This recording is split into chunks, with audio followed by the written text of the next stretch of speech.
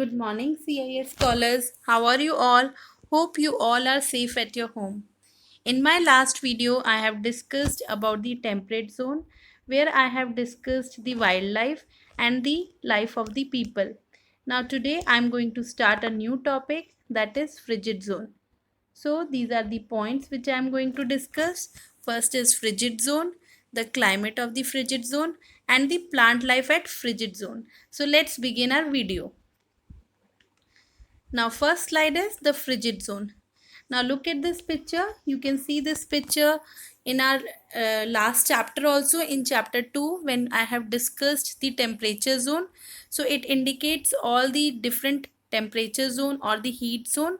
So where the frigid zone lies, it lies at the top between the Arctic Circle and the North Pole. Similarly, when you go down, it is the South Frigid Zone which lies between the Antarctic Circle and the South Pole. So, where the frigid zone lies? In the northern hemisphere, the frigid zone lies between the Arctic Circle, that is 66.5 degree north, and the North Pole, that is 90 degree north. And in the southern hemisphere, the frigid zone lies between Antarctic Circle, that is 66.5 degree south, and the South Pole, which is 90 degree south. Now let's move to the next slide. Now what is this picture shows to you? What it shows the snow which is covered in the larger area. So the areas surrounding the north and the south poles remains frozen throughout the year, and they are covered with polar ice cap. So this picture is the picture of polar ice cap. Now, the northern frigid zone includes the following regions: the larger area of northern Canada, Alaska, Russia, Greenland, Iceland, and the Arctic Ocean. Whereas the southern frigid zone, it includes Antarctica. So, these are the different areas which are included in northern and the southern frigid zone. Let's see in this picture. You can see the world map here. Where is the Arctic Circle? This is Arctic Circle. This is Alaska. This is Greenland, Iceland, and the some part of Russia, the northern part of Russia. It comes into the northern frigid zone. And when we talk about the southern part, this is Antarctic Circle, and this is Antarctica. That comes into the southern frigid zone.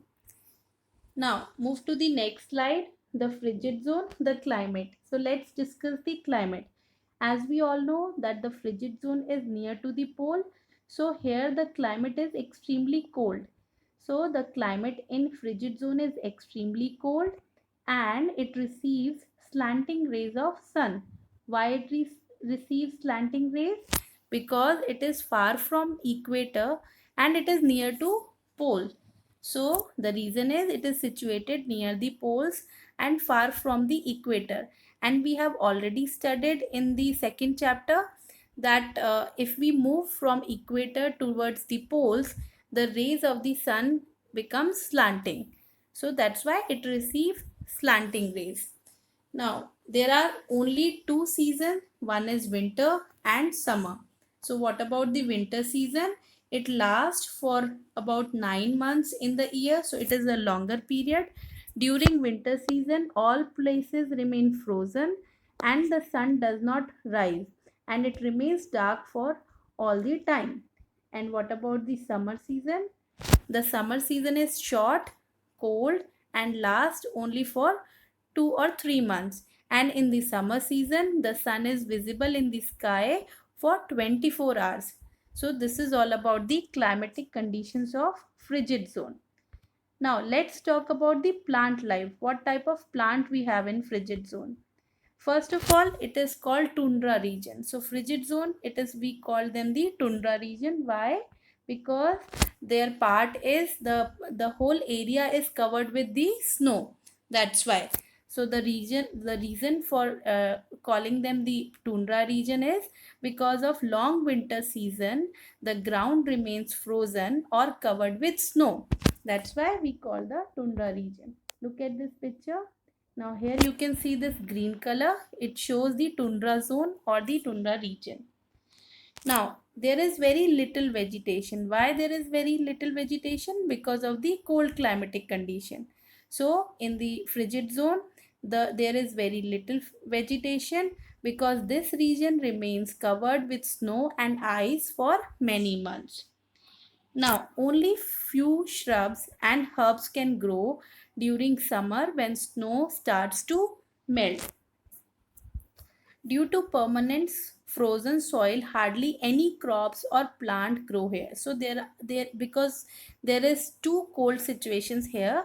That's why the soil become frozen and no crops or a very hardly any crops or plants can grow here.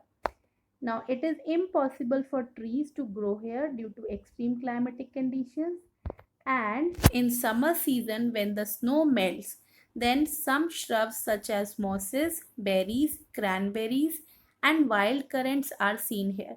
So in only in the summer season few shrubs are shown grown here, that are mosses, berries, cranberries and wild currant. Look at this picture. Here you can find some of the plants. This is Arctic moss, this is bearberry. So here you can see the Arctic tundra plants.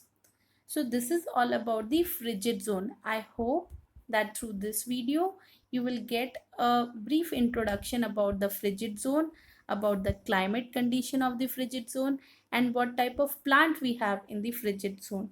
By the time you read this chapter, especially page number 44 and 45, and underline the hard words with pencil.